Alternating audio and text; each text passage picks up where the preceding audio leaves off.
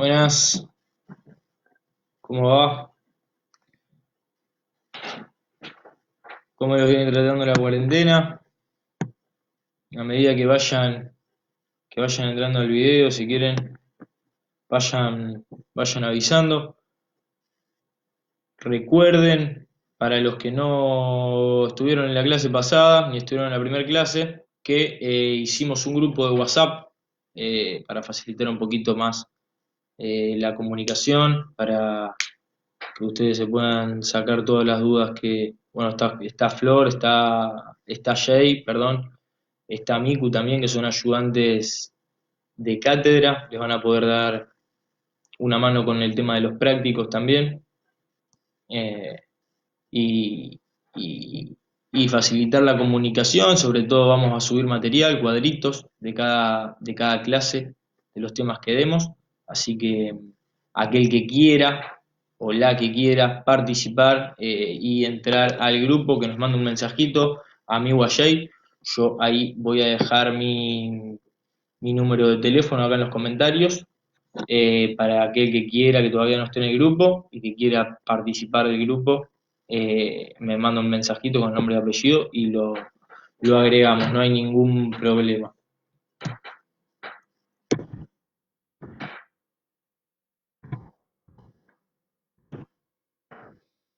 Díganme si se escucha bien, si no se escucha bien, si se ve, si no se ve.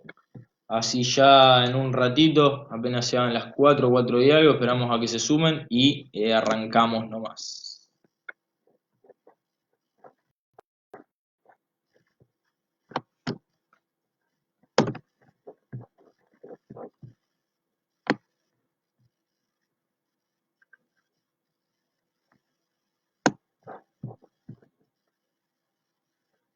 Perfecto.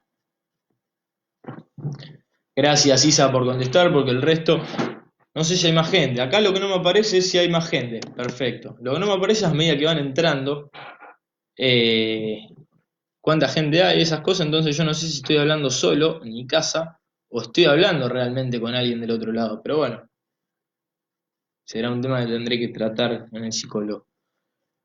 Bueno, espero que hayan podido ir resolviendo bien. Ah, Jay, bueno, ahí está Jay. Si querés, Jay, también deja tu número ahí en los comentarios, para que la gente te mande, el que no esté en el grupo todavía, que te mande a vos. Genial.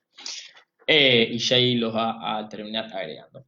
Espero que, bueno, que vi que durante esta semana y durante la semana pasada habían mandado varios prácticos, que, bueno, habían sido bastante complejos. Había algunos de tutela resolutoria, otros de contrato por adhesión. Bueno, hoy vamos a ver, vamos a tocar contratos por adhesión, vamos a intentar llegar a verlo todo, pero bueno, es bastante lo que hay que ver. Eh, y gracias, Val, gracias. Eh, es bastante lo que hay que ver y no sé si vamos a llegar a ver todo, eso sí. Pero bueno, vamos a intentar a ver la mayor cantidad posible. Sé que van más adelantados con las clases, con esto, con este tema, bueno, de la pandemia y el aislamiento y la cuarentena obligatoria, y que muchas cosas no han visto de la parte general. Por eso me detengo mucho en la parte general. La parte general es fundamental para poder entender después lo que es toda la parte de los contratos en particular, compra-venta, locación. Sé que están adelantados en lo que son las clases y los prácticos, que ya le hacen prácticos de unidades más adelantadas, pero yo me quiero detener en esto porque es justamente de lo que no tuvieron clases y de lo que por ahí si no entienden no van a entender el resto. Quédense tranquilos, igual con Sheila ya diagramamos bastante las clases para poder llegar a ver de acá al examen de junio-julio, eh, para poder llegar a ver todo lo demás y los temas más importantes, por lo menos. Eh, Así que no se desesperen por eso. Si ustedes ya van estudiando temas más adelantados, hoy nos pueden consultar cualquier duda que les surja, pero lo vamos a intentar ver todo por acá. Y sí, para los que se están cagando de risa, de mi cabeza todavía no me corté el pelo, claramente, porque estoy acá en casa. Pero prometo que cuando termine esto me lo voy a cortar. Bueno, ya siendo las 4, podemos ir tranquilamente arrancando con el tema de hoy. A ver, la clase pasada, perdón, voy a hacer mal. La clase pasada estuvimos viendo, arrancamos a ver cuáles son los elementos esenciales de un contrato, ¿sí? Y dijimos que los elementos esenciales son justamente aquello que tiene que tener todo contrato. Dividimos a los esenciales en esenciales particulares y en esenciales, o sea, los esenciales son aquellos que tienen que existir para que haya contrato. Y dividimos a los esenciales en esenciales generales y en esenciales particulares. Los esenciales generales eran aquellos que deben estar presentes en todo tipo de contrato, ¿sí? En todo tipo de contrato.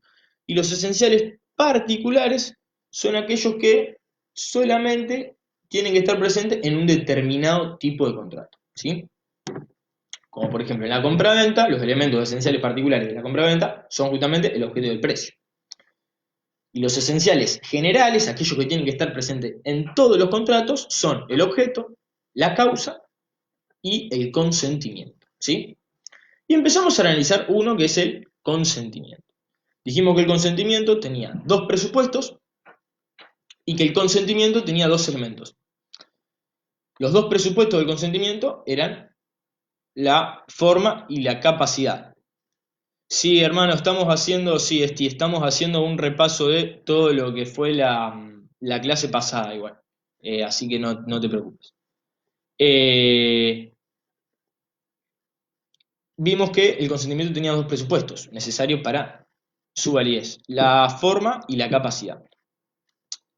¿Qué quiere decir esto? Que aquellas partes que manifiestan ese consentimiento, esa voluntad, deben tener capacidad y deben manifestar esa voluntad, ese consentimiento, a través de la formalidad exigida por la ley. Y ya vimos, estudiamos bien en concreto qué es la capacidad y bien en concreto qué es la forma. Eso lo vimos todo en la clase pasada. Ahora, lo que vamos a ver hoy son justamente los elementos del consentimiento, que son la oferta y la aceptación. Bien, ¿qué son estos elementos del consentimiento? Son justamente los que hacen que haya consentimiento. Se requiere de ambos para que haya consentimiento. Si falta la oferta no hay consentimiento, si falta la aceptación no hay consentimiento. Son aquellos necesarios para la existencia y la validez de el consentimiento. Son tanto la oferta como la aceptación son actos prenegociales, ¿sí? ¿Por qué son actos prenegociables? Porque son anteriores al consentimiento, ¿sí?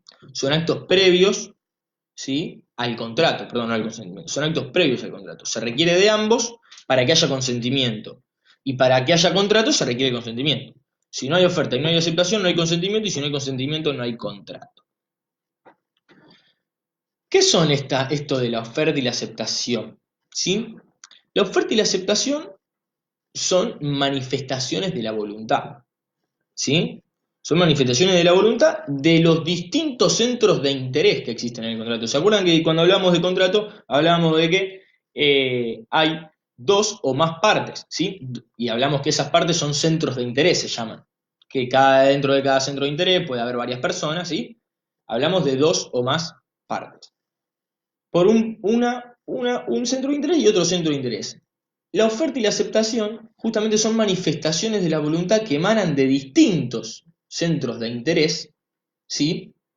Combinándose entre sí y formando el consentimiento contractual. Eso, para que tengamos una idea de qué estamos hablando cuando hablamos de oferta y aceptación, hablamos de manifestaciones de la voluntad. Yo quiero ir guiándome con el programa para no olvidarme de decirles absolutamente nada. Bien. Ahora sí vamos a estudiar la oferta y la aceptación bien por separado. Cuando hablamos de oferta, hablamos. Y les quiero graficar esto. En el contrato, estos dos centros de interés, ¿sí? Vamos a tener, por ejemplo, dos centros de interés. Una parte va a ser el oferente, ¿sí? quien emita la oferta. Y la otra va a ser el destinatario, ¿sí?, de esa misma oferta. Que ese destinatario luego se va a convertir, en el caso de que acepte, en aceptante, ¿sí? Entonces tenemos, por un lado, un centro de interés, que es el oferente, que es quien emite la oferta, y por otro lado, tenemos otro centro de interés, que es el destinatario de esa oferta. Entonces, cuando hablamos de oferta, ahora sí nos vamos a entrar en la oferta, hablamos de aquella manifestación de la voluntad mediante la cual una de las posibles o futuras partes del contrato, llamada oferente, ¿sí? ¿Por qué digo posibles partes del contrato? Porque, ¿qué dije? Son actos prenegociables, ¿sí? Son actos previos, tanto la oferta como la aceptación son previos a que exista el contrato. No se sabe si va a haber contrato o no. Entonces, es aquella manifestación de la voluntad por la cual una de esas partes, una de esas posibles o futuras partes de un eventual contrato, comunica a la otra parte, que es el destinatario, ¿sí?, de esa oferta, su intención de celebrar un contrato con él o con ella, indicándole las condiciones de este contrato. ¿Sí? Ese es un concepto armado de un poco lo que es lo que sería la oferta. Esta oferta, para que sea válida, esto es lo que tienen que saber, que es muy importante, para que sea válida esta oferta, tiene que cumplir con determinados caracteres, ¿sí? Si no cumple con estos caracteres, la oferta no es válida. Es muy importante eso, no es que son caracteres que se pueden cumplir o no. No, si no se cumplen estos caracteres, la oferta no es válida. ¿Cuáles son esos caracteres? Bueno, por un lado es que sea recepticia o personalizada, como dicen algunos libros. ¿Qué quiere decir esto? Que esta oferta debe ser dirigida a una persona determinada o determinable. Yo le hago una oferta a Juan Pérez, ¿sí? Una persona, ¿se acuerdan lo que es determinada o indeterminable? Perdón, determinada o determinable, ¿sí? Es una persona que está individualizada. Determinada que está individualizada desde el comienzo. Y determinable es que se va a individualizar posteriormente.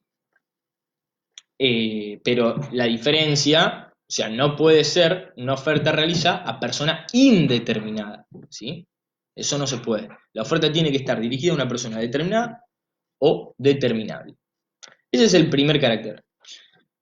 Otro carácter es que esa oferta sea autosuficiente, ¿sí?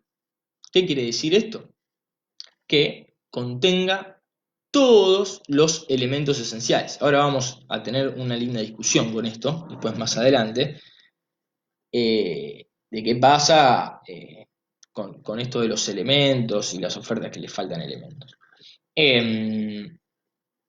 Lo que es importante es que tenga todos los elementos esenciales, digamos. Si vos estás haciendo una oferta sobre una compraventa, que esa oferta se establezca el precio y el objeto, ¿sí? Yo te vendo un auto a tanta plata, que diga la oferta, que no le falten elementos, que esté toda la información mínima e indispensable para que el adherente pueda saber o analizar si acepta o no acepta. Si el destinatario, para que el destinatario pueda evaluar eso. Eso es que sea autosuficiente, ¿sí? Otro requisito, que sea autosuficiente. Otro requisito, que sea seria. Que el oferente, quien emite la oferta, tenga la real intención de obligarse, ¿sí? De crear derechos o extinguir derechos, ¿sí? Producir efectos jurídicos. Y la última, el último carácter de la oferta, que este no surge del código. Estos tres caracteres que le acabo de nombrar surgen del mismo concepto que nos da el código de la oferta. Pero hay un cuarto carácter que lo da la doctrina, que dice que la oferta se debe referir a un contrato en particular. Vieron que la materia está dividida en contratos en particular y contratos en la parte general de los contratos y después los contratos en particular. Bueno, justamente lo que nos dice la doctrina es que uno, al momento de hacer una oferta, debe referirse a uno de los contratos en particular: compra, venta, locación, leasing.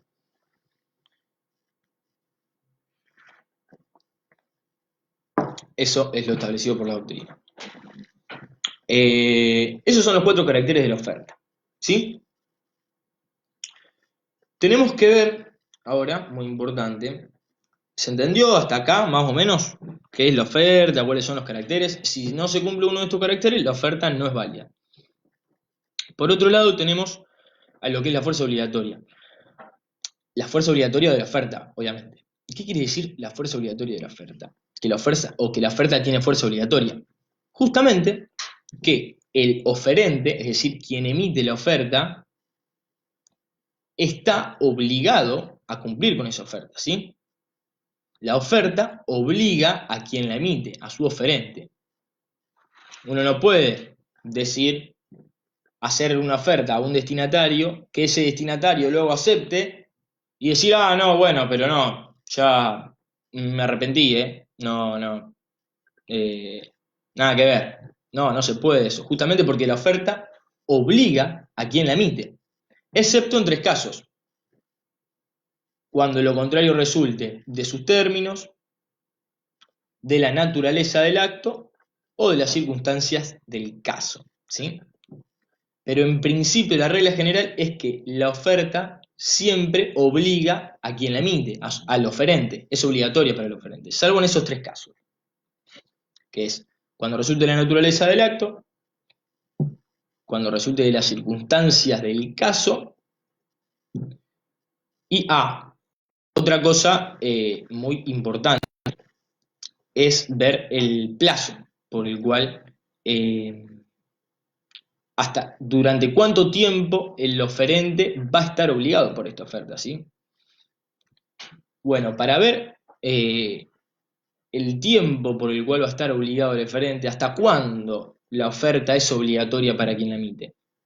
Bueno, hay que analizar 2 cosas. Si la oferta se efectúa con un plazo, es decir, yo hago una oferta, yo oferente emito una oferta a un destinatario, a Juan P, es una oferta que tiene, que es recepticia, ¿sí? Porque está dirigida a una persona indeterminada, seria, porque la hago con real intención de obligarme, porque me quiero sacar el auto encima, entonces se lo quiero vender a él.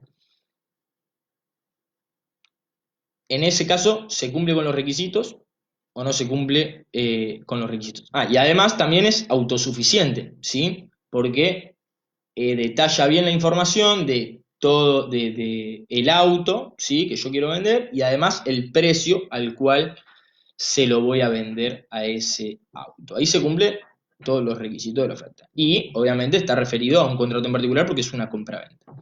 Me refiero a una compra. Se cumplen los 4 requisitos. Yo le efectúo esa oferta. Es válida, ¿bien? Porque se cumplen los caracteres. Ahora, esa oferta que yo hago, se la puedo otorgar por un plazo o no. Es decir, ¿cómo sería por un plazo? Y mirá, yo te hago esta oferta por un mes. Vos tenés un mes para decirme si aceptás o no.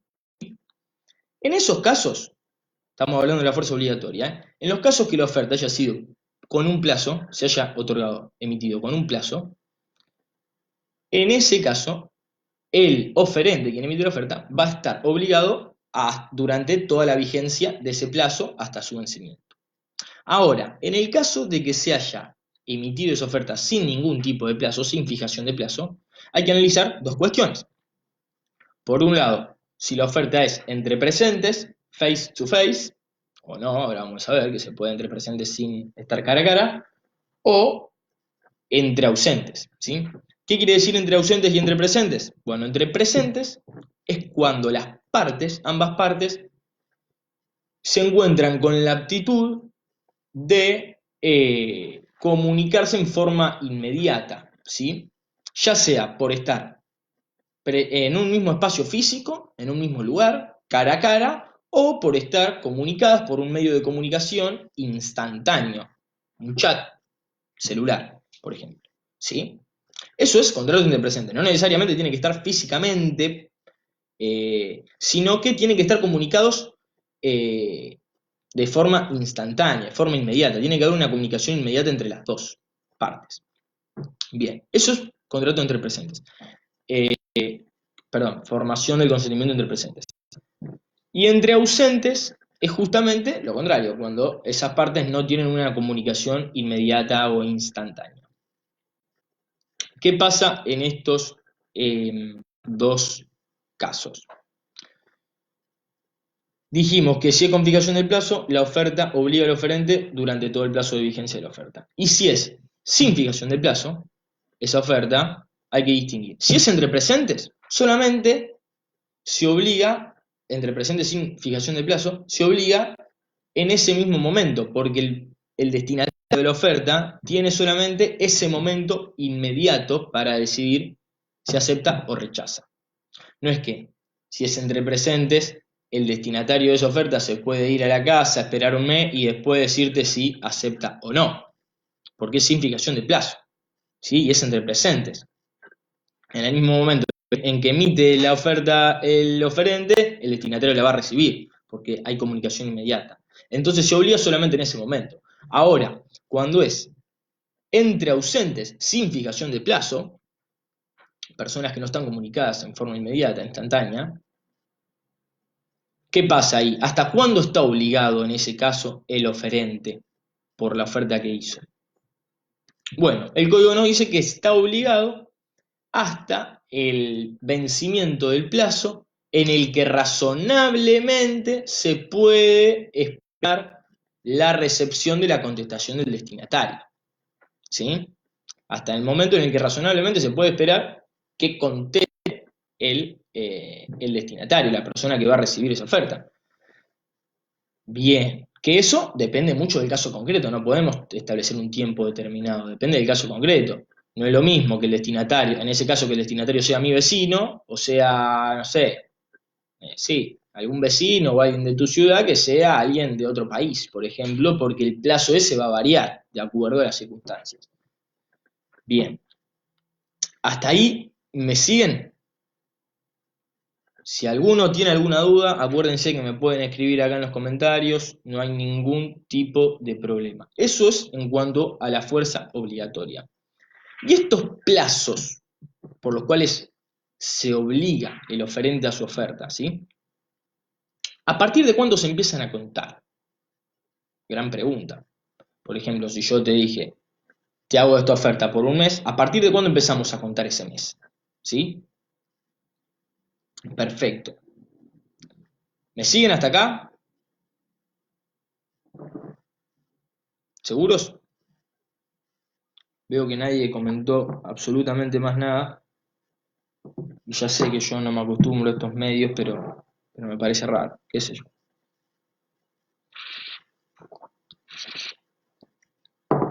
Bueno, ¿a partir de cuándo entonces va a comenzar a computarse esos plazos?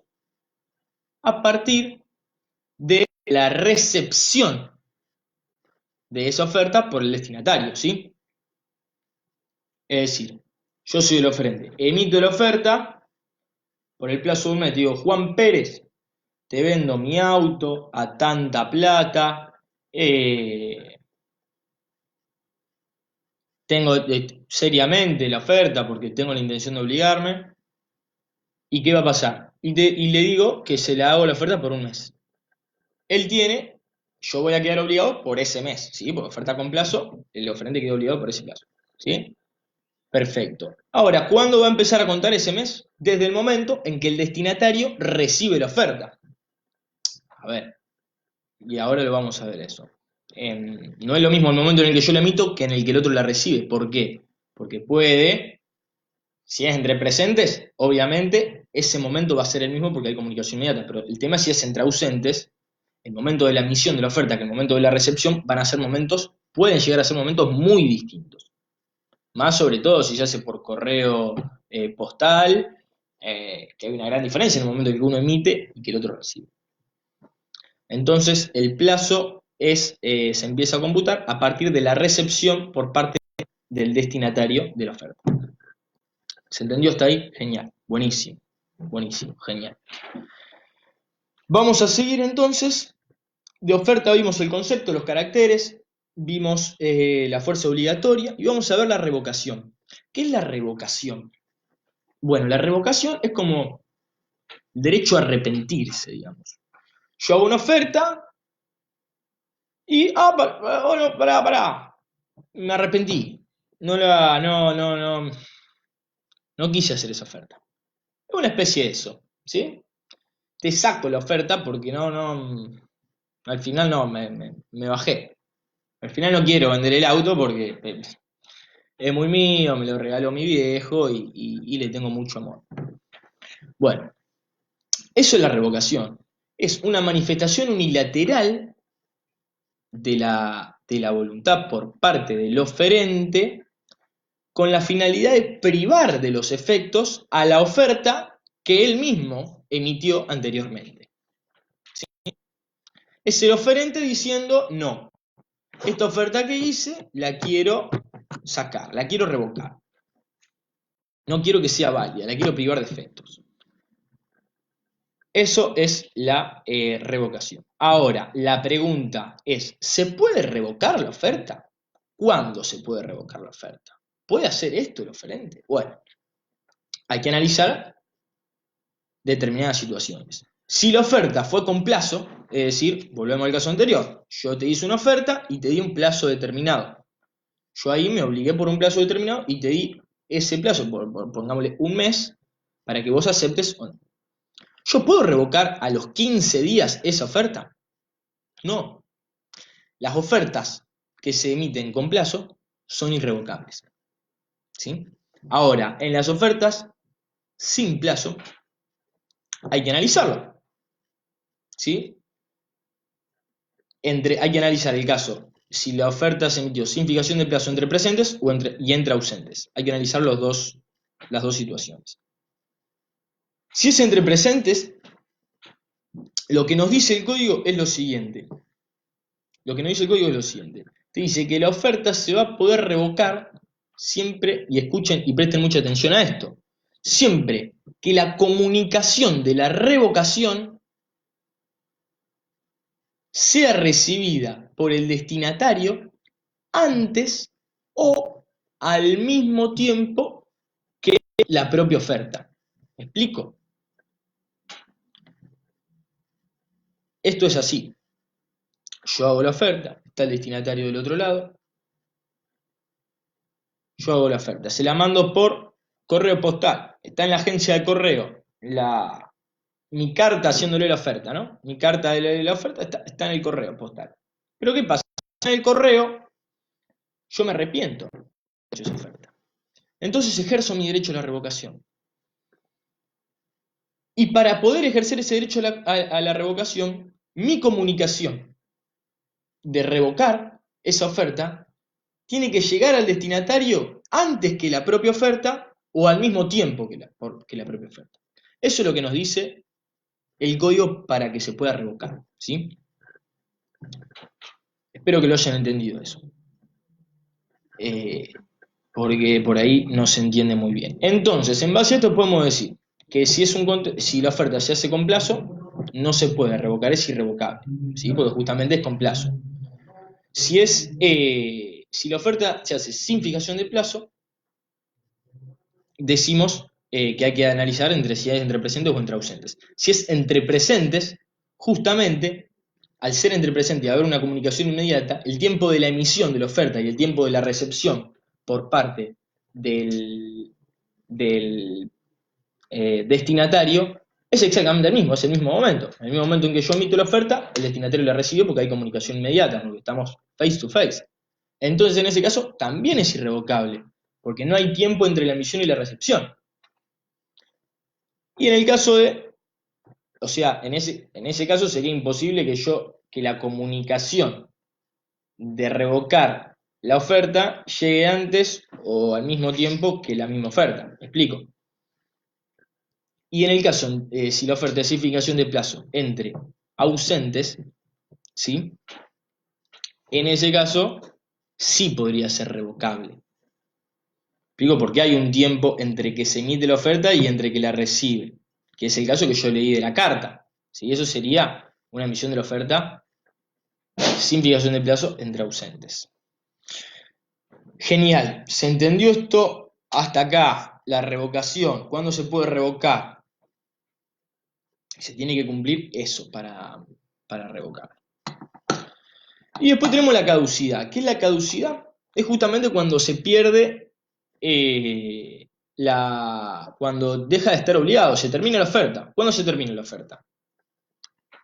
Bueno, justamente, si tiene plazo, se termina cuando vence el plazo. ¿Cuáles son las causales de caducidad? Una es el vencimiento del plazo, si la oferta fue con plazo.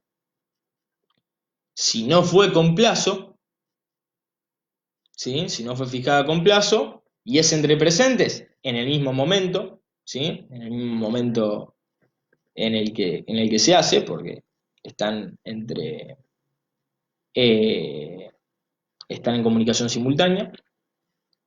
Y si es sin fijación de plazo y entre ausentes, es hasta el momento en el que razonablemente se podría haber esperado la comunicación o la respuesta del destinatario. ¿Sí? ¿Se entendió esto? Belu, ahí no sé, entre que preguntó entre ausentes cómo es, no sé si te está refiriendo a la fuerza obligatoria o a la caducidad o a la revocación.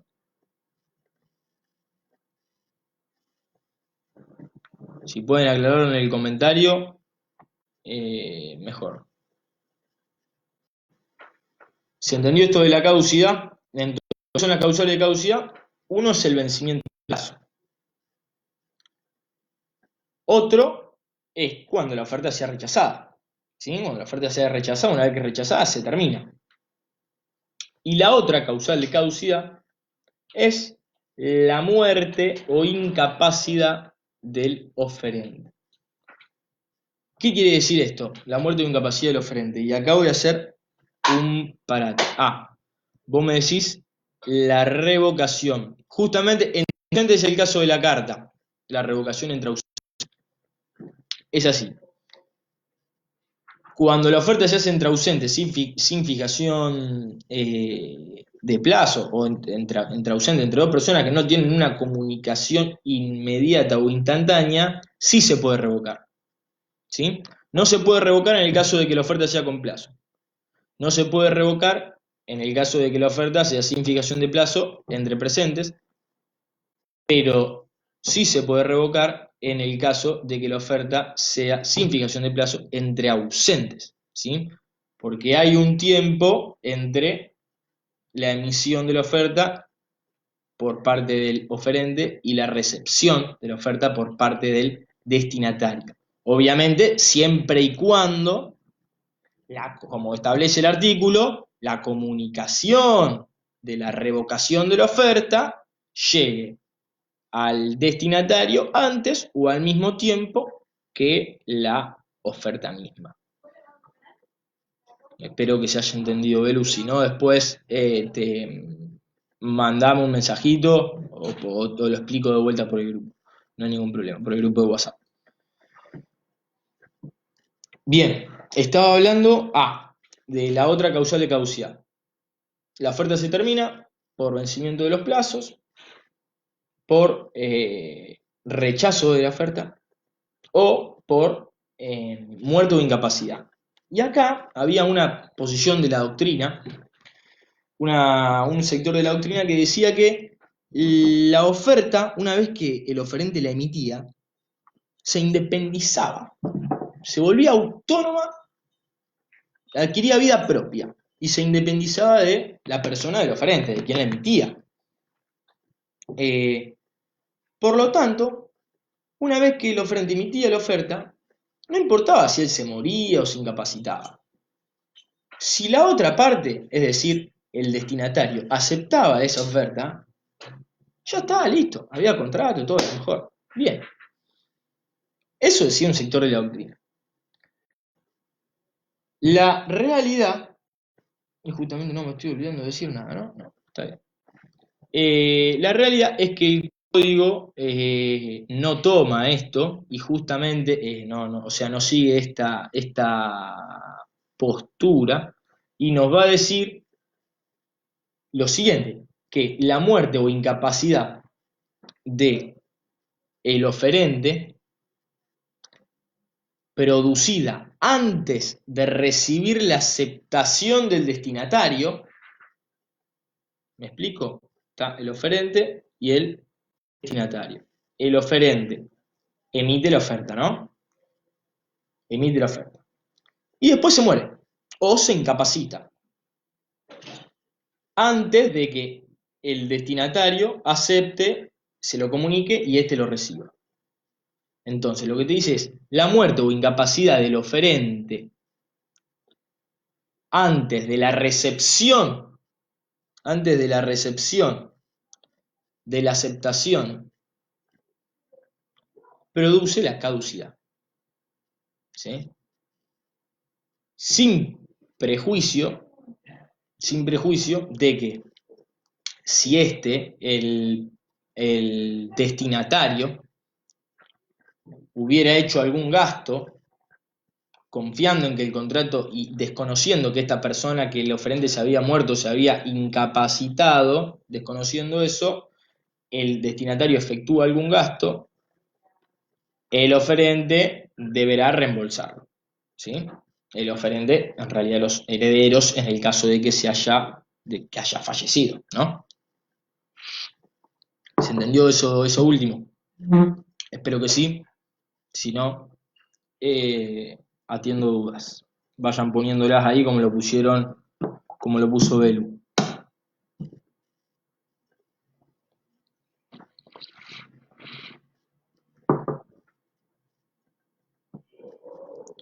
Claro, exacto.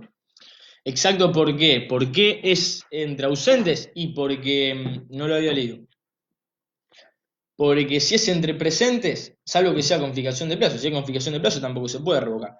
Pero si es entre presentes, es imposible que la comunicación, no sé si ya te sacó la duda o qué, pero te lo explico por las dudas, es imposible que la comunicación de revocar la oferta llegue antes o al mismo tiempo que la oferta misma. Porque yo, al hacerte la oferta, vos inmediatamente la recibís. ¿Me explico? Y tiene que ser antes o simultáneamente la oferta, la comunicación de revocarla. Así que no se podría. Está bien lo que tu pregunta es afirmativa. Bien, bien. Hasta ahí estamos. Vimos el concepto, vimos los caracteres, vimos la fuerza obligatoria, vimos la revocación, vimos la caducidad de la oferta. Si hasta acá me siguen, perfecto. Ahora vamos a ver una diferencia que es una pregunta de examen. En realidad es una diferencia muy, muy visible, pero que siempre la preguntan en el examen y que por ahí varios se confunden, que es el tema de la invitación a ofertar. ¿Qué es la invitación a ofertar? Hay un artículo, ¿sí?, que la explica. ¿Cuál es la diferencia de la oferta y de la invitación a ofertar? Justamente que la invitación a ofertar no cumple con un carácter fundamental de lo que es la oferta, que es que sea recepticia, que esté dirigida a una persona determinada o determinable. La invitación a ofertar es una oferta hecha al público en general, ¿sí? Hecha a personas indeterminadas, no como la oferta que es a persona determinada o determinable, es a personas indeterminadas, al público en general, es un aviso en el diario, ¿sí? Una publicación en el diario. Eso es una invitación a ofertar. Y a diferencia de la oferta, lo importante es esto, que a diferencia de la oferta, no obliga a quien la emite. La oferta, si yo te hago una oferta a Juan Pérez, esa oferta va a ser obligatoria para mí. Después no me voy a poder hacer el bola. ¿Sí? Ahora, yo una invitación a ofertar, a una publicación en el diario, invitando a alguien a ofertar. O sea, ¿para qué es esto? No es obligatorio para mí, porque yo lo que hago es invitar a iniciar tratativas. ¿Sí? Y ahora vamos a ver lo que son las tratativas. Esa es una gran diferencia. La oferta es obligatoria para quien la emite y la invitación a ofertar no. Esto en materia de contratos paritarios, vamos a ver. En materia de contrato de consumo no, pero bueno, contrato de consumo no vamos a ver ahora, en el plan 2016 no vemos contrato de consumo, plan 2012 sí ve contratos de consumo, así que a nosotros no nos compete el tema de contrato de consumo, por ahora. Bien, Seguimos con el tema de la aceptación ahora. Qué rápido que se me pasa el tiempo. Vamos con la aceptación, vamos a meterle pata. ¿Qué es la aceptación? Es justamente, como dijimos, al igual que la oferta, una manifestación de la voluntad. Pero acá es la manifestación de la voluntad del otro centro de interés. Antes estábamos hablando del oferente, ahora vamos a hablar del destinatario. Es aquella manifestación de la voluntad por la cual el destinatario de una oferta la recibe de conformidad a lo que se le ofrece y comunica a la otra parte, que es el oferente, emisor de la oferta, su intención de celebrar un contrato, ¿sí? De celebrar el contrato con él. Eso es la aceptación. Ahí tenemos una idea. Ahí ya se empieza a formar el consentimiento contractual, ¿sí? ¿Qué pasa con la aceptación? Perdón, ya no quedé chipeado con el anterior. Acá, ¿qué vamos a tener? Acá no nos van a importar mucho los caracteres, pero sí los requisitos de la aceptación. Vamos a tener el principal requisito de la aceptación, que es que la aceptación sea idéntica. ¿Qué quiere decir idéntica? Que esa aceptación coincida con todos los puntos de la oferta. ¿Cómo es esto que coincida con todos los puntos de la oferta? Sí, necesitamos que coincida con todos los puntos de la oferta. Si la oferta fue, te vendo un auto, modelo 2000, marca, no sé, Ford, a 200.000 pesos, bueno, la aceptación tiene que ser, acepto, ¿sí? Contratar con vos y comprarte el auto Ford modelo 2000 a 200.000 pesos. Tiene que coincidir en todos los puntos. Tiene que ser idéntica la oferta, la aceptación. Ahora vamos a ver qué pasa si no es idéntica, ¿sí? Pero eso lo vamos a ver después. ¿Qué pasa cuando esa oferta no es idéntica? Bueno, ese es el primer requisito. La aceptación tiene que ser idéntica. Después hay varios caracteres que no es necesario que lo vean. Yo no sé si yo no me salteé algún punto del programa.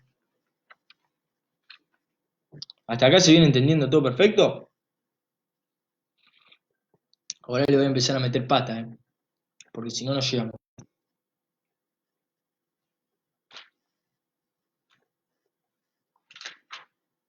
Estamos bien.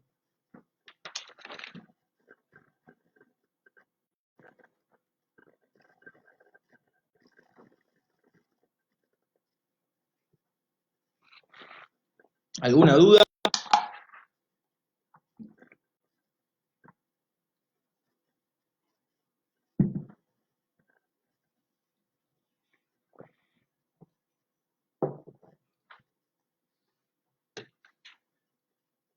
Bueno, ¿estamos entonces? Bien. Si tiene alguna duda, la efectúan ahí. Yo después la contesto. La identidad es el principal requisito.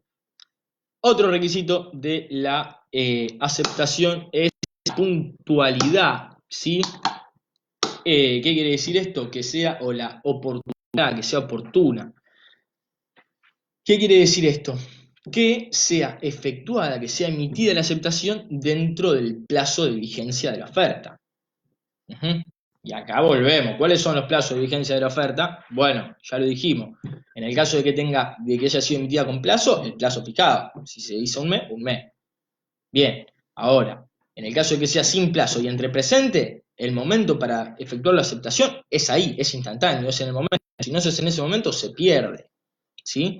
Y sea entre ausentes, sin fijación de plazo, hasta el momento en el que razonablemente se puede llegar a esperar la recepción de la aceptación por parte del destinatario. Que eso se aplica, dijimos, depende del caso concreto. Genial. Eso es en cuanto a los requisitos de la aceptación. ¿Qué otra cosa vamos a ver de la aceptación? Bueno, me olvido el último requisito, que es la formalidad, ¿sí? Pero eso solamente en el caso de que el oferente sea quien exija una formalidad, es decir, si el oferente te dice, mira, yo te hago esta oferta y vos para contestarme tenés que cumplir con determinados requisitos, bueno, ahí el destinatario va a tener que cumplir con esos requisitos a la hora de manifestar su voluntad de aceptar. Y los modos son tres, son fáciles, ya lo vimos, a los modos en los cuales se puede dar la aceptación. Puede ser en forma expresa, ¿sí? Como en forma expresa, en forma verbal, en forma escrita o a través de signos inequívocos. Esto lo vimos en la forma de manifestar la voluntad. Puede ser en forma tácita, o sea, puede ser expresa, tácita o a través de silencio. En forma expresa, escrito, verbal, signos inequívocos. Tácita es a través de la ejecución de un acto en el cual se dé a conocer con certeza la voluntad de aceptar la oferta de esa persona. Por ejemplo, yo no te digo en forma ni en forma verbal, ni en forma escrita, ni a través de signos inequívocos que acepto tu oferta, pero te pago la primera cuota del auto. ¿Me explico? Ahí tenemos una aceptación tácita. ¿Sí? Ejecuto un acto que da a conocer con certeza mi voluntad de aceptar, obviamente. Y después está el silencio como forma de aceptar. El silencio, que como ya dijimos hace una clase o dos clases atrás, sirve como manifestación de la voluntad solamente en el caso en que la ley le obliga a expedirse de los usos y prácticas o que exista una relación entre el silencio y las declaraciones precedentes, anteriores. Esos son los tres modos de aceptar: expresa, tácita o a través del silencio. No creo que requiera mucha complejidad porque ya lo explicamos. Ya dimos un ejemplo y todo. ¿Se acuerdan el ejemplo de esto de la relación entre el silencio actor y la declaración precedente? Dimos el ejemplo del kiosquero y el proveedor de gaseosa, creo que había dicho yo, de cerveza, algo así. Ese era el ejemplo que había dado. Bien. Después tenemos el tema de la aceptación, de la revocación y de la caducidad. La revocación de la aceptación, exactamente lo mismo que en la oferta. Se puede revocar la aceptación, es decir, el que acepta, ¿sí? El que manifiesta su voluntad de aceptar esa oferta. ¿Puede decir arrepentirse y decir, no quise aceptar? Sí puede hacerlo, siempre y cuando, con los mismos requisitos que para la oferta, siempre y cuando la comunicación de revocar la aceptación sea recibida por el oferente antes o al mismo tiempo que la aceptación. ¿Sí? Esa es, y tenemos lo mismo, entonces, si es entre presentes, la aceptación, si es entre presentes, el consentimiento entre presentes, no se puede revocar, nunca tampoco va a poder revocar la aceptación, porque en el mismo momento que yo te emito mi voluntad, manifiesto mi voluntad de aceptar, vos la recibís y nunca va a poder llegar antes la comunicación de revocar la aceptación que la aceptación misma. Así que sí se podría revocar en un caso de consentimiento entre ausentes, por ejemplo. Bien. Ahora es así el tema. ¿Qué sigue? Bueno, y la caducidad me había quedado. La caducidad también, exactamente lo mismo que la oferta. Caducidad cuando termina la posibilidad, cuando caduca la posibilidad para el destinatario de la oferta de aceptar o no la oferta. Justamente lo mismo, cuando vence el plazo de la oferta, en el caso que haya sido con plazo. Si fue sin plazo y es entre ausente, de vuelta, hasta el momento en que razonablemente se puede esperar una recepción de la aceptación, Y si es entre presente sin fijación de plazo, en el mismo momento. Si no aceptó en el momento, cagó. Bien. Por muerte o incapacidad, que ya lo dijimos antes también, muerte o incapacidad, cuando se muere o se incapacita el oferente antes de recibir la aceptación por parte del destinatario, y bueno, el rechazo, obviamente. En estos casos, caduca la posibilidad de aceptar, la aceptación, digamos. ¿Se entendió hasta ahí? Bien, ahora sí. Ahí terminamos un poco con lo que es bien en concreto y aceptación. Si me siguen acá, genial, si no, dejan sus consultas ahí. Ahora vamos a ver esto. ¿Por qué creen ustedes que es importante determinar a partir de qué momento efectivamente hay contrato o no, digamos? A partir de qué momento empieza a existir el contrato, se da el contrato. Una cosa de que a mí me dieron ganas de vender el auto y en eso viene uno y me pone un contrato en la mano y lo celebramos y listo, chao. De golpe así, en un momento no sabía ni si iba a vender el auto y de un momento para otro, ¡pum!, hay contrato. Hay todo un proceso, ¿sí?, antes de que empiece a haber contrato, en el cual las partes van dando acuerdos sobre determinados puntos del contrato, ¿sí?, hasta que en algún momento el contrato se perfecciona. Es importante determinar en cuál es ese momento en el que el contrato efectivamente se perfecciona, en qué momento efectivamente empieza a haber contrato, para saber en qué momento se empiezan a obligar las partes. Porque, como vimos en obligaciones, el contrato, ahí estoy leyendo la pregunta, si muere el aceptante, una vez recibida la aceptación, obliga a los sucesores. Exactamente, perfecto, muy bien. Está bien hecho. Esa pregunta es afirmativa, Aus. No lo dije, pero es así como dice Aus. Si muere el aceptante, por ejemplo, se da el caso de la muerte o incapacidad de una de las partes antes de recibir la contestación de la otra, ¿sí?, caduca. Ahora, si se da el caso de la muerte o incapacidad de una de las partes después de recibir la aceptación de la otra o de recibir la contestación de la otra, ahí esa obligación se va a mantener el contrato porque va a haber consentimiento y el consentimiento va a ser válido y esas obligaciones van a pasar a sus sucesores o herederos. ¿Sí? No sé si me expliqué bien, pero está muy bien la aclaración que hace Aún. Bien, perdón. Ahora vuelvo a lo que estaba diciendo. Bueno, que es importante determinar en qué momento hay contrato o no hay contrato, efectivamente. Como ustedes vieron en obligaciones, a partir del contrato se generan muchas obligaciones, por lo que es importante saber desde qué momento empieza a haber contrato. Y antes de que haya contrato, las partes van acordando determinados puntos del contrato.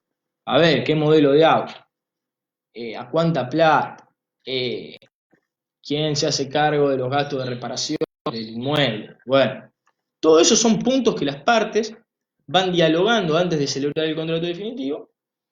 Entonces acá hay distintas teorías, ¿sí?, que empiezan a poner en discusión todas estas cosas.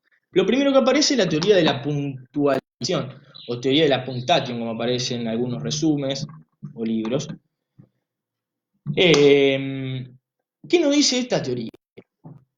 Nos dice que va a haber contrato, que estos acuerdos, ¿sí?, si son sobre puntos o elementos esenciales del contrato, van a perfeccionar el contrato. ¿Qué quiere decir? Distingue elementos esenciales o no esenciales, en primer lugar. Te dice, por un lado están los esenciales, aquellos que tienen que estar sí o sí en el contrato, por ejemplo, en el caso de la compraventa objeto-precio, en el caso de los no esenciales, o sea, por ejemplo, qué pasa con las mejoras, ¿sí? ¿Qué va a pasar con esto? Nos va a decir que estos acuerdos entre las partes, si se dan en el caso, si se dan sobre puntos esenciales, va a haber contrato. Se va a considerar perfeccionar el contrato. No importa de que todavía no. No. Si ya se dan sobre los puntos esenciales, hay contrato. ¿Y qué pasa con todos los puntos no esenciales que no acordamos? Bueno, no importa, dice la teoría de la puntualización. Eso lo acordás después, no importa. Pero una vez que vos acordás sobre los puntos esenciales del contrato, ya hay contrato. Eso nos dice la teoría de la puntualización. Después, el Código Civil de Vélez no toma la teoría esta y te dice que para que haya contrato no se debe acordar solamente los acuerdos parciales sobre puntos esenciales, no bastan para que haya contrato. Para que empiece a haber contrato, se requiere acuerdo sobre los puntos esenciales y sobre los no esenciales también. Y después llega el Código Civil y Comercial, que toma un poco lo de esta teoría de la puntation, o de la puntuación, que nos dice que los acuerdos parciales entre las partes, si se dan sobre los puntos, sobre los elementos esenciales del contrato, perfeccionan un contrato. ¿Sí? Pero no solamente tiene que pasar eso. Te agrega algunas cositas más. Te dice, siempre y cuando en ese mismo acuerdo no se deje expresamente que se trata de tratativas contractuales, es decir, que no se deje expresamente en ese acuerdo que no se quiere celebrar un contrato, sino que lo único que se está haciendo son tratativas previas al contrato. Y otro requisito es que siempre que se cumpla con la formalidad requerida para ese contrato en particular. ¿Me expliqué con esto de los acuerdos parciales? ¿Sí? Lo que nos dice el Código Civil y Comercial es que estos acuerdos parciales, antes de los contratos, si se dan sobre los puntos esenciales del contrato, sobre los puntos esenciales, como por ejemplo en una compraventa el objeto y el precio, se van a considerar perfeccionados, van a perfeccionar un contrato, efectivamente. Siempre y cuando, además de eso, se cumpla con la formalidad exigida para ese contrato en particular, y siempre y cuando no se deje expresamente constancia en ese acuerdo que no se quiere, no se busca celebrar el contrato, y que se trata de tratativas simplemente. En el caso de que haya dudas si un acuerdo parcial configura o no la celebración de un contrato, se debe interpretar que no. Muy importante. Se debe interpretar que no. Bueno, y después lo que nos dice el artículo al final, obviamente los borradores y las minutas no configuran acuerdos parciales. ¿Se entendió esto de los acuerdos parciales? Muy importante. Bien, ya estamos casi una hora de clase. Capaz que nos excedamos un poquito más porque quiero llegar por lo menos a ver tratativas contractuales y después quiero ver contratos por adhesión. Las tratativas contractuales. ¿Qué son las tratativas contractuales? Bueno, hasta acá se entendió esto, ¿no? Está. Bueno, tratativas contractuales rápidamente. Las tratativas contractuales justamente son esta etapa previa que le estoy diciendo yo a la celebración del contrato. Todo esto es la etapa en la cual las partes van negociando, discutiendo las cláusulas del contrato, previas a la celebración, obviamente. Las partes discuten, negocian, intercambian documentos, intercambian información, que suben el precio, que bajan el precio, que vos te haces cargo del hogar, no, tú te haces cargo vos, la reparación. Bueno, eso es las tratativas previas. Las tratativas previas, las tratativas contractuales, van desde el primer contacto que tienen antes, hola me llamo Juan, hola me llamo Santiago, te quiero vender el auto,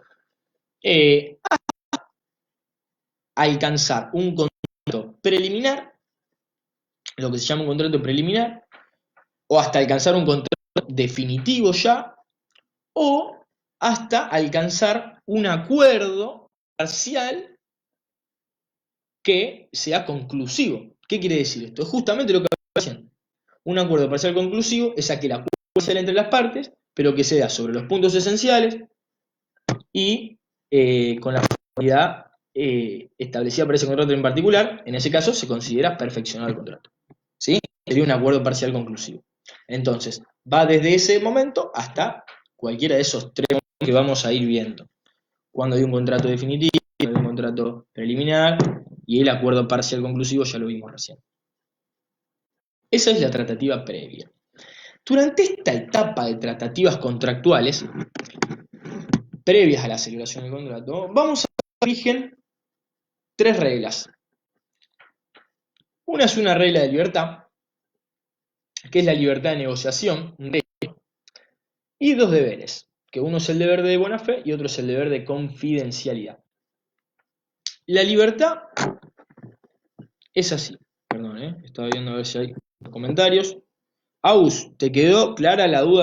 No sé, si vos tenías una duda, esta que preguntaste ahí, decime si te quedó claro o no, de última después, mandame un mensajito, ahí yo número por ahí. Bien, sigo en lo que estaba. Bueno, de las tratativas. Rigen tres reglas, una libertad, dos deberes. La libertad de negociación, el deber de buena fe y el deber de confidencialidad. La libertad de negociación, ¿qué quiere decir esto? La libertad de negociación es que justamente en esa etapa, previa a la celebración del contrato, las partes tienen total libertad de negociar. Las partes son libres de iniciar tratativas contractuales, de iniciar una negociación y ganarlas, ¿sí? Sin ningún tipo de responsabilidad. Eso es la libertad de negociación. Yo soy libre de empezar a negociar con tal que le voy a vender el auto, con tal que le voy a comprar el lavarropa. Libre de eso, porque total estoy en la parte de tratativas contractuales. Y después, si al final no puedo, porque no me alcanza la plata, porque empecé a cobrar menos, o por lo que sea, puedo decirle, che, mirá, al final no te voy a comprar nada, no te voy a comprar el lavarropa, porque no me quedé sin plata. No tengo plata. Bien. Eso es libertad de negociación. Es la posibilidad que tienen las partes de negociar libremente durante esa etapa previa al contrato, de iniciar negociaciones y abandonarlas sin ningún tipo de responsabilidad, siempre y cuando se actúe con buena fe. Y ahí está, y ahí da pie a que no solamente está esta libertad, sino que esta hermosa libertad tiene un hermoso límite también, que es actuar de buena fe. Vos tenés libertad siempre y cuando actúes de buena fe. Ese es el límite. ¿Qué nos dice este deber? ¿Se acuerdan que les dije que teníamos dos deberes? Este es el primer deber, el deber de buena fe. Nos dice que las partes, durante la tratativa contractual, deben actuar de buena fe. ¿Y qué quiere decir actuar de buena fe? Y que en las negociaciones, donde hay intercambio de información, justamente se proporciona absolutamente toda la información, no es que te guardes información. El auto se le sale siempre una rueda, decime que el auto generalmente se le sale una rueda, decime cuántos kilómetros tiene, ¿sí? Brindar información clara, brindar toda la información, hablar claramente y obviamente actuar según lo que se dice, ¿sí? Que haya una coherencia entre lo que se dice y lo que se hace. Eso es actuar de buena fe. El deber de buena fe te dice que las partes deben actuar de buena fe durante las tratativas contractuales. Te dice, para que no se frustren injustificadamente.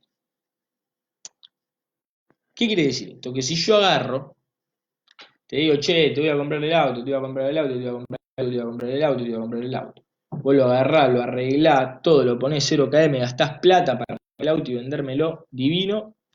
Y yo después de la nada, sin ningún tipo de justificación, ¿sí? Agarro el tío, che, la verdad, no te lo compro nada.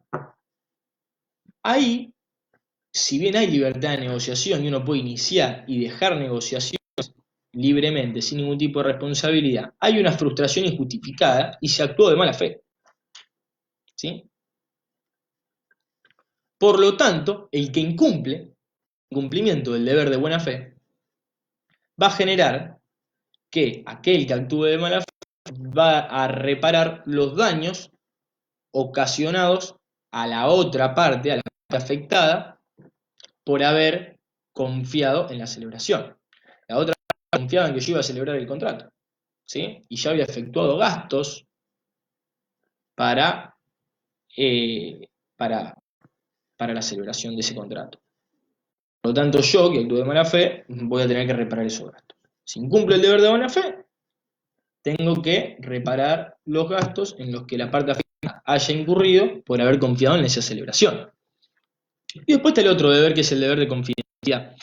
El deber de confidencialidad es aquel deber por el cual, a ver, uno en las negociaciones intercambia información todo el tiempo intercambia información. ¿Qué pasa con esto, con este intercambio de información?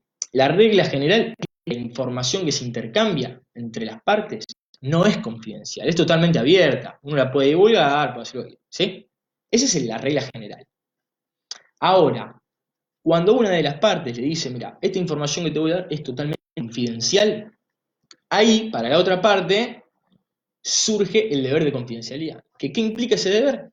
Que la información confidencial que le proporciona una parte a la otra no puede ser divulgada ni utilizada en provecho propio. ¿Sí? Pero solamente aquella información que una parte le proporciona al otro y le diga, esta información tiene carácter confidencial. Porque si no, el principio general es que la información no es confidencial. ¿Qué pasa si alguien incumple con este deber? Bueno, el que incumple con este deber y lo divulga va a tener que responder por los daños ocasionados a la parte afectada. ¿Sí? Y si obtuvo una ventaja patrimonial por la utilización indebida, ¿sí? en provecho propio de esa información, que va a tener que indemnizar también a la parte afectada en la medida de su enriquecimiento. ¿Sí? Eso es el deber de confidencialidad. Y ahí estamos con las tratativas contractuales, ¿sí? Son esas reglas que rigen durante esta etapa de tratativas contractuales, que es la etapa previa a la celebración del contrato. Y ahora sí llegamos, y espero dar esto, y si tienen ganas de seguir, vemos también contratos por adhesión, no sé cómo estarán, seguramente están cansados ya de escucharme a mí. Encima tengo un pequeño complejo de que me acerco a la cámara, yo como si no me estarían viendo, o no me estarían escuchando. Pero bueno, nada, de última sigo y lo verán otro día. Pero terminar con esto y ver si puedo llegar a dar un poco de contratos por adhesión. Ahora lo que vamos a ver es justamente en qué momento, vamos a definir en qué momento empieza a haber contrato. En qué momento se puede decir que queda perfeccionado el contrato, efectivamente. Bueno, ¿por qué es importante esto? Justamente por lo que le decía antes. Es importante saber cuándo uno hay contrato, porque una vez que existe el contrato, que empieza a haber contrato, uno queda obligado, ¿sí? Y tiene responsabilidades. Entonces, hay distintas teorías que hablan sobre en qué momento efectivamente queda perfeccionado y empieza a existir el contrato. Y empiezan a surgir obligaciones para las partes. Hay dos teorías.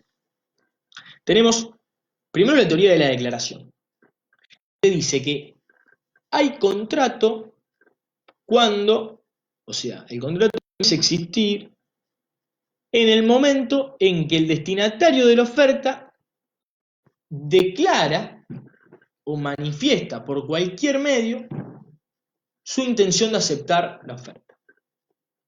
¿Cómo sería esto? A mí me hacen una oferta, yo soy el destinatario, me hacen una oferta, ¿no? Me dicen, che, te vendo tal auto a tanta plata, buenísimo, perfecto, la oferta, no cumple todos los requisitos, bla, bla, bla. Yo agarro y le cuento a mi vieja, le digo, vieja, voy a aceptar el contrato. Bueno, ahí, según la teoría de la declaración, ya hay contrato. O sea, no es que yo le comuniqué a mi vecino que me hizo la oferta que yo voy a aceptar. No, no, no, no, no. La teoría de la declaración te dice la sola declaración o manifestación por cualquier medio ya perfecciona el contrato. Del destinatario, obviamente, de aceptar esa oferta, ya perfecciona el contrato. ¿Qué pasa con esta teoría? ¿Por qué se la critica? Se la critica porque justamente deja elegido a la otra parte, que es el oferente, porque el oferente nunca se entera del momento en el cual hay perfeccionado el contrato. Porque el contrato va a quedar perfeccionado recién cuando el destinatario emita la declaración por cualquier medio de aceptación. Entonces, por eso se critica la teoría de la declaración. Después tenemos la teoría de del envío, la teoría de la emisión. Es aquella teoría que, bueno, no alcanza con el solo hecho de que el destinatario manifieste por cualquier medio su voluntad de aceptar, sino que requiere que la envíe, que la comunique al oferente. Pero como bien venimos diciendo hasta ahora, puede diferir el momento de que uno envía eso que del momento en el que uno recibe. ¿Sí? Pero bueno, la teoría del envío nos dice justamente eso, que no solamente alcanza con declararla, manifestarla, sino que también se la tiene que comunicar al oferente. O sea, comunicar, enviar. Una vez que agarrás y le enviaste la carta diciéndole, che, acepto la oferta, ahí ya quedó perfeccionado el contrato. Esa es la teoría de la emisión. Después tenés la teoría de la recepción, ¿sí? Que ahí justamente lo que nos dice la teoría de la recepción es no alcanza con el solo hecho de manifestarla por cualquier medio, ni con el solo hecho de enviarla, sino que para que se perfeccione el contrato se requiere que el oferente efectivamente reciba la comunicación del destinatario de la oferta o del aceptante. ¿Sí? Es necesario que la reciba. Porque como bien dije antes, puede diferir el momento en el que uno la envía que en el que uno la recibe. Si están lejos y es una comunicación entre ausentes, va a diferir el momento. Distinto a que sea entre presentes. Si es entre presentes, el momento en el que uno emite la aceptación y el otro la recibe, es exactamente el mismo porque es totalmente instantáneo. Bien. Estamos hasta acá. Ahora, lo que nos dice el código, esta teoría de la recepción es la que toma nuestro código civil y comercial. Esta es la teoría que toma nuestro código civil y comercial. Y para aclarar nos dice qué es la recepción. ¿Cómo sería esto de la recepción? En el caso de que sea entre presentes, va a ser en el mismo momento. ¿Sí? Y en el caso de que es entre ausentes, desde la recepción. ¿Y qué es recibir? Nos dice el código. ¿Cuándo se considera que se recibió, que el oferente recibió la aceptación del destinatario? Bueno, se considera que es cuando pudo conocer esa información, perdón, cuando conoció esa información o cuando tiene la posibilidad de conocerla por estar la información a su disposición. ¿Sí? Es decir, cuando efectivamente conoció esa información, cuando efectivamente se enteró de que el destinatario había aceptado su oferta, o desde el momento en el que la carta le llegó a su correo, o le llegó el mail a su correo electrónico y tuvo la posibilidad de conocerla, ¿sí? Sin ser necesario que lo haya conocido efectivamente, pero tuvo la posibilidad de conocerla. En ese momento que le llegó el mail, sin que lo haya visto, pero le llegó, considera que recibió la aceptación y por lo tanto se considera para la teoría de la recepción que hay contrato. Bien. Y después tenemos una cuarta teoría que es la teoría de la información, que justamente lo que nos dice la teoría de la información es que va a haber contrato no cuando se manifiesta la voluntad, no cuando se recibe, sino que para que haya contrato requiere que efectivamente llegue al conocimiento del oferente, esa aceptación. ¿Sí? Sería que no alcanza solamente con que llegue el mail, sino que es necesario que el oferente lea el mail, ¿sí? Poniéndolo en claras palabras. Eso es lo que dice la teoría de la información. Pero como ya dije, nuestro código toma la teoría de la recepción, el código civil y comercial. ¿Hay dudas hasta acá con esto de cuándo queda perfeccionado el contrato? Importante eso, muy importante. Bueno, y ahora me quedaría arrancar con los contratos por adhesión. Voy a arrancar con algunas cositas, rápidamente. No lo quiero hacer muy largo, quiero avanzar. ¿Les parece ir? O ya se fueron todos. Yo no tengo ni idea, capaz que estoy hablando solo. Eh, pero bueno, yo sigo de última. Después véanlo. Eh, el que se quiera ir a descansar, voy a seguir un ratito más, igual, 10 minutitos más, para terminar de ver esto. Excelente. Los contratos por adhesión a cláusulas generales predispuestas. Como ustedes saben, hay tres tipos de contratos, ¿sí? Tres tipos de contratos. Hay contratos paritarios, hay contratos por adhesión a cláusulas generales predispuestas y hay contratos de consumo, ¿sí? Nosotros vamos a ver este tipo de contratos que son los contratos por adhesión a cláusulas predispuestas. Perfecto, Franquito, genial. Con que haya alguien ya está, a mí me alcanza para no estar hablando solo. Genial. Este contrato por adhesión a cláusulas generales predispuestas, ¿cuándo hay un contrato? ¿Qué es un contrato por adhesión a cláusulas generales predispuestas? En estos contratos hay una parte que se encuentra en una posición de superioridad respecto de la otra, ¿sí?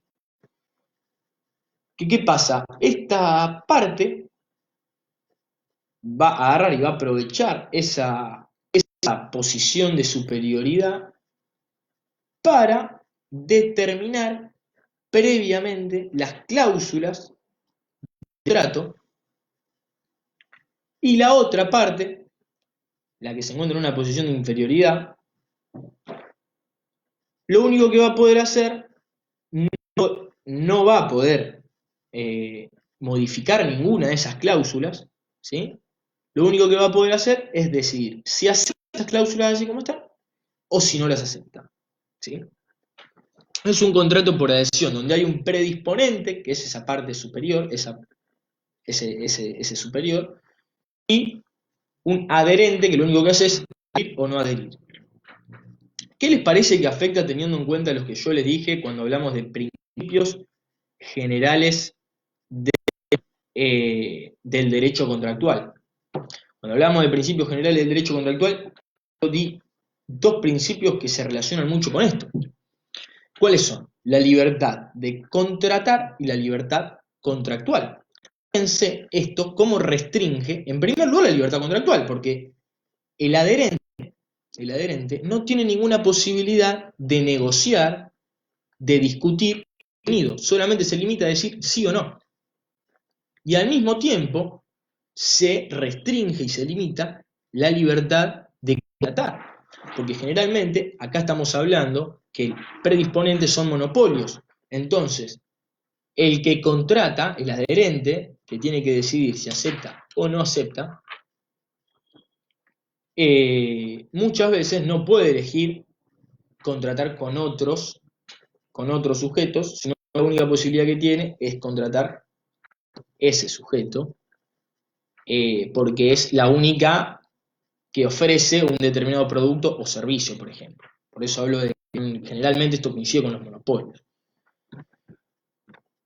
Bien, esto para que tengan más o menos una idea de lo que es un contrato por adhesión. El contrato por adhesión, a ver, el código te dice que es aquel contrato por el cual una de las partes una de las partes que es el adherente, ¿sí? Que es aquella parte que es inferior, adhiere a un conjunto de cláusulas generales y predispuestas unilateralmente, o sea que las redactó solo. Es aquel contrato por el cual una de las partes, el adherente, adhiere a un conjunto de cláusulas generales predispuestas unilateralmente por la otra parte, que es el predisponente, o por un tercero. El tema es que justamente este adherente no tiene ningún tipo de participación en la redacción de esas cláusulas, solamente las redacta previa y unilateralmente el predisponente. Él es el que establece las cláusulas. Y el adherente solamente puede decir sí o no. Eso es lo fundamental. Por eso se restringe la libertad de contratar y la de contractual. Bien, ¿qué más podemos decir de esto? Bueno, en los contratos, ¿tienen un ejemplo de contrato por adhesión? Por ejemplo, es en un contrato, hoy se usa un montón el contrato por adhesión. Un contrato por adhesión, por ejemplo, es el contrato de transporte. Ustedes van a subir al colectivo y ustedes no se ponen a negociar con la empresa de transporte o con el colectivo a ver cuánto le cobra ir de acá a, no sé, hacer 20 cuadras. No, ya está establecido. Está establecido las condiciones del contrato, cláusula por cláusula, ya están establecidos. Ese es un contrato por adhesión. Vos lo único que podés decidir es contratar o no contratar. Y ahí está el problema. Por ejemplo, acá en mi ciudad, en San Nicolás, hay una empresa de colectivo. Una empresa de colectivo. Eso es un monopolio. ¿Sí? Y ahí está el tema de la libertad de contratación y la libertad contractual. Cuando aceptás las cláusulas para crear una cuenta de mail. Sí, también, exactamente. ¿Viste cuando dice acepta condiciones y términos? Bueno, son contratos por adhesión.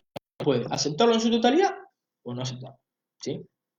Ahí está el tema de cuando hay monopolio que, o sea, o aceptás eso, si es la única empresa que hay, aceptás eso o no viajás en colectivo, agarrá la bici, si tenés bici, ese es el tema. Aseguradora, perfecto. Exactamente, a eso es lo que quería llegar, Franquito, porque quería llegar a resolver ese práctico, que yo sé que le dieron un práctico de eso porque varios me estuvieron preguntando. Exactamente. Bueno, esos son los contratos por adhesión. La naturaleza jurídica, ¿por qué digo naturaleza jurídica? A ver, la naturaleza jurídica estuvo muy discutida del contrato por adhesión. Había varios que decían que el contrato por adhesión no es un contrato, había algunos, ¿sí? Otros que sí es un contrato, y otros que estaban ahí en el. Una es la teoría, la naturaleza jurídica, hay tres teorías que discuten sobre esto. Una es la teoría contractualista, te dice, el contrato por adhesión es un contrato, ¿sí? ¿Por qué? Porque hay dos manifestaciones de la voluntad. ¿Recuerdan? Que nuestro código es consensualista, dice que para que haya contrato debe haber manifestaciones, tiene que haber dos consentimientos. El consentimiento de dos o más partes. Bien, por un lado te dice la voluntad del adherente y por otro lado la voluntad del predisponente. Te dice. Está bien, hay dos manifestaciones de voluntades. La superioridad de una sobre la otra no afecta el consentimiento, nos dicen los contractualistas. Entonces nos dice, el contrato por adhesión es un contrato. Después tenés los anticontractualistas, que te dicen, mira, hay una declaración lateral de voluntad, que es solamente la del predisponente, porque el adherente no se puede considerar una manifestación de la voluntad. Si el adherente hay muchas veces, como dicen, en la mayoría de los casos, es en el caso, como dice Daniel, que aceptás la cláusula para crear una cuenta de mail cuando no sabés ni siquiera qué estás haciendo. Justamente lo que el fundamento de esa teoría es, hay muchos adherentes que adhieren sin ni siquiera conocer las cláusulas del contrato. Entonces, no es un contrato, nos dice la teoría anticontractualista. Y después tenés la teoría intermedia, que nos agarra y nos dice, miren muchacho, viene a apaciguar las aguas y nos dice, el contrato por adhesión es un contrato, pero es un contrato distinto a los contratos paritarios, porque justamente, como bien se observa, hay una superioridad de una parte sobre la otra.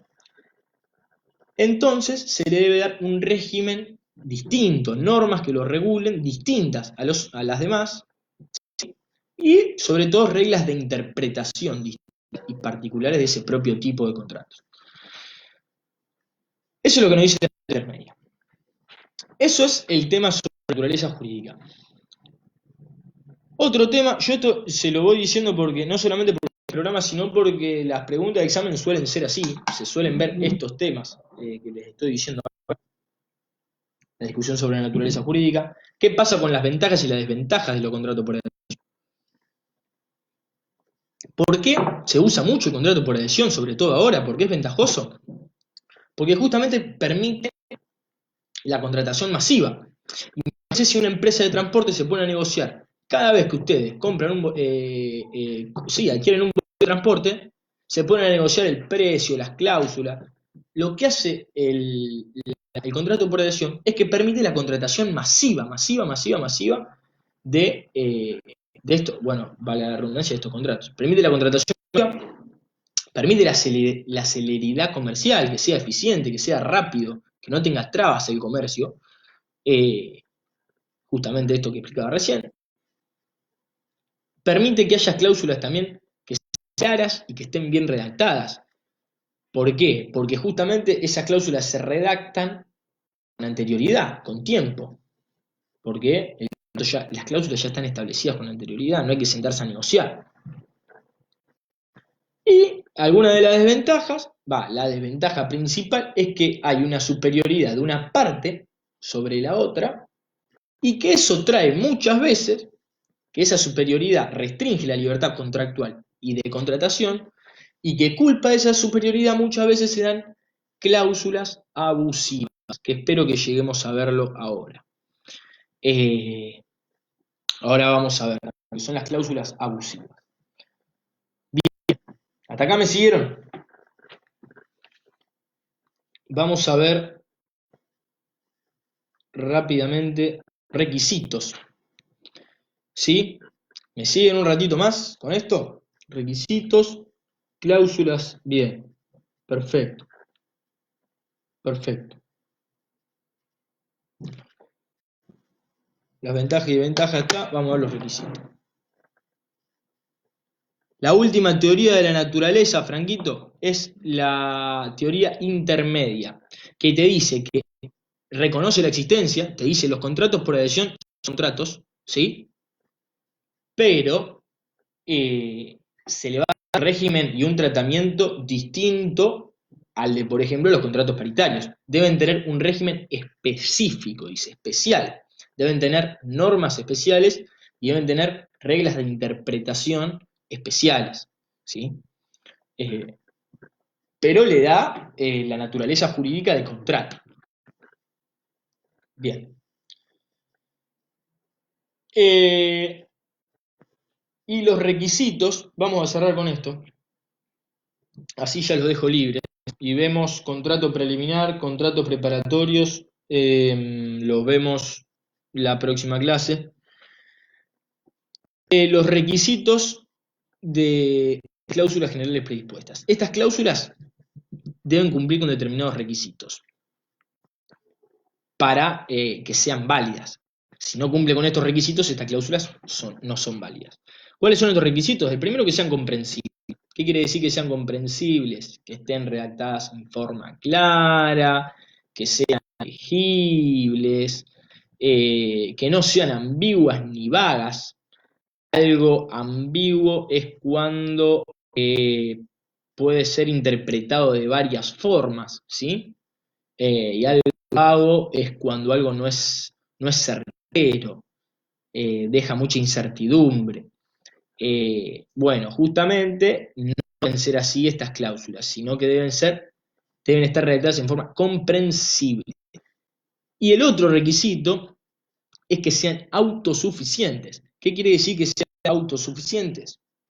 Quiere decir que contengan absolutamente toda la información. Que en el contrato debe estar toda la información que la persona que adhiere tiene que conocer, ¿sí? Todo debe estar ahí.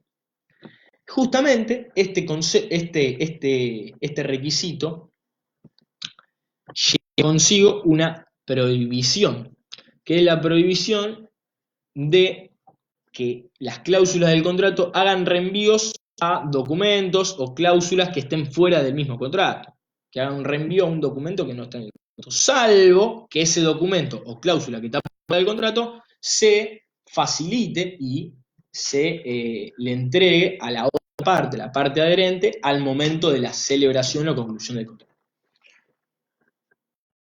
Eso es el tema de los requisitos. Ahora, teniendo en cuenta estos requisitos que tienen que tener las cláusulas, también voy a diferenciar lo que son las cláusulas particulares de las cláusulas generales predispuestas, ¿no? Las cláusulas generales predispuestas y las cláusulas particulares. Las cláusulas generales son aquellas que justamente dispone unilateralmente, determina unilateralmente el predisponente. ¿Sí? Y las cláusulas particulares, ¿sí? Son aquellas cláusulas que están en el contrato, en este contrato por adhesión, pero son aquellas que están en el contrato por adhesión y que las partes pueden negociar, que están negociadas por las partes y que están discutidas, digamos, que están negociadas y que amplían, restringen, limitan o interpretan una cláusula general, ¿sí? Vos tenés las cláusulas generales, que son las que dispone lateralmente el, el predisponente, y después tenés las cláusulas particulares. Las cláusulas particulares lo que hacen son aclarar estas normas de acá, de la base, las generales. Son las que amplían. A ver, si la norma general llega hasta acá, lo que puede hacer la norma particular es restringir más esta norma general, ampliar, la puede limitar, ¿sí? O puede brindar una forma de interpretar esa norma general. Eso es lo que hacen las cláusulas particulares. Y acá, teniendo en cuenta esto, lo primero, vamos a llegar al primer estadio del control, que es un control interpretativo. ¿Qué quiere decir un control interpretativo? Nos dice, el código nos dice lo siguiente.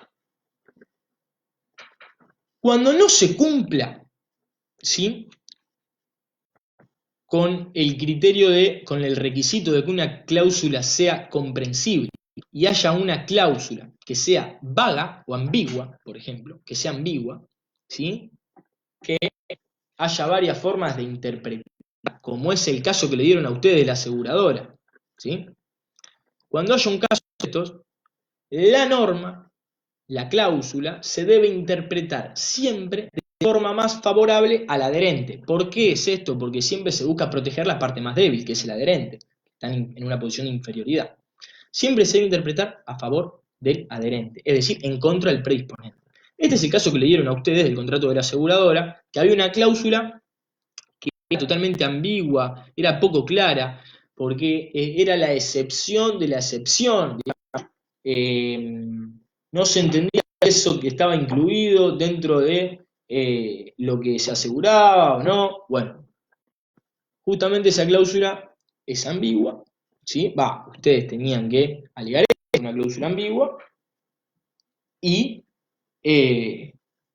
obviamente pedir que esa norma se interprete de la norma más favorable al adherente, que era el señor que pedía que le cubra el seguro, y así gana el juicio.